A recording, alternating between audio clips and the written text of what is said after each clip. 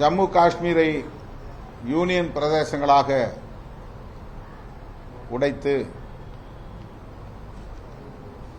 அங்கே அமைதியை நிலைநாட்டிவிட்டோம், பயங்கரவாதத்தை ஒழித்துவிட்டோம் என்றுதான் நம்முடைய உள்துறை அமைச்சர் அவர்கள் உலகாங்கிதம் அடைந்தார். ஆனால் அதற்கு பிறகுதான் இத்தகைய கொடூரம் அரங்கேறி இருக்கிறது.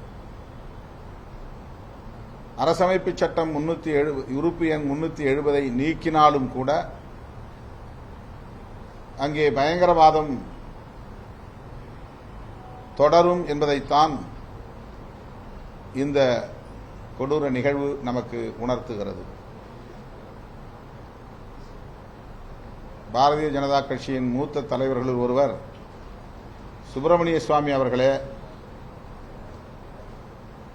இது குறித்து கருத்து சொல்லுகிற போது, இந்திய ஒன்றிய அரசின் உளவுத்துறை மற்றும் பாதுகாப்புத்துறை தோல்வியடைந்திருக்கிறது, உள்துறை அமைச்சரை பதவி நீக்கம் செய்ய வேண்டும் என்று குறிப்பிட்டிருக்கிறார்.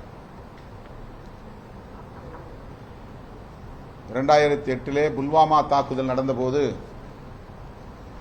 அன்றைக்கு உள்துறை அமைச்சராக இருந்த திரு சிவராஜ் பாட்டீல் அவர்கள் அந்த தாக்குதலுக்கு பொறுப்பேற்று உள்துறை அமைச்சர் பொறுப்பில் இருந்து விலகினார். இது ஒரு முன்மாதிரி நிகழ்வு என்பதை அனைவரும் அறிவோம். அதன் அடிப்படையில் தான் விடுதலை சிறுத்தைகள் கட்சியின் சார்பிலே நாங்கள் வலியுறுத்துகிறோம். இந்திய ஒன்றிய உள்துறை அமைச்சர் அமித்ஷா அவர்கள் இந்த தாக்குதலுக்கு பொறுப்பேற்று, இந்த பெரும் துயரத்திற்கு பொறுப்பேற்று பதவி விலக வேண்டும் என்று கேட்டுக்கொள்கிறோம்.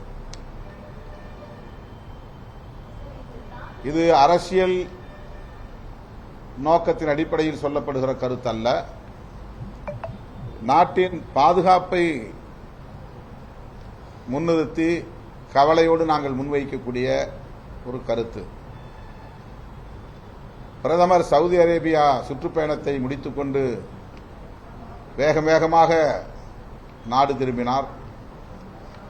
நேரடியாக பிரதமர் அங்கே சுற்றுலா பயணிகள் படுகொலை செய்யப்பட்ட இடத்திற்கு விரைவார் என்று எதிர்பார்த்தோம். ஆனால் அவர் பீகாரிலே தேர்தல் பிரச்சாரத்தில் ஈடுபட்டு வருகிறார். உள்ளபடியே அதிர்ச்சி அளிக்கிறது. உள்துறை அமைச்சர் அங்கே போயிருக்கிற போது பிரதமர் அங்கே போக வேண்டிய தேவையில்லை என்று சிலர் வாதிடலாம்.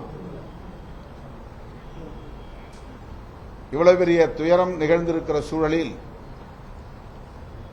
அமைச்சரவை கூட்டத்தை கூட்டி பேசிய பிரதமர் அவர்கள் அந்த பகுதிக்கு நேரிலே சென்றிருந்தால் இன்னும் நமக்கு ஒரு ஆறுதலாக அமைந்திருக்கும். ஆனால் இந்த தாக்குதலை பீகார் சட்டமன்ற தேர்தலுக்கான பிரச்சாரத்திற்கு பயன்படுத்துகிறார்கள் என்பதுதான் அதிர்ச்சி அளிக்கக்கூடிய கசப்பான உண்மையாக இருக்கிறது.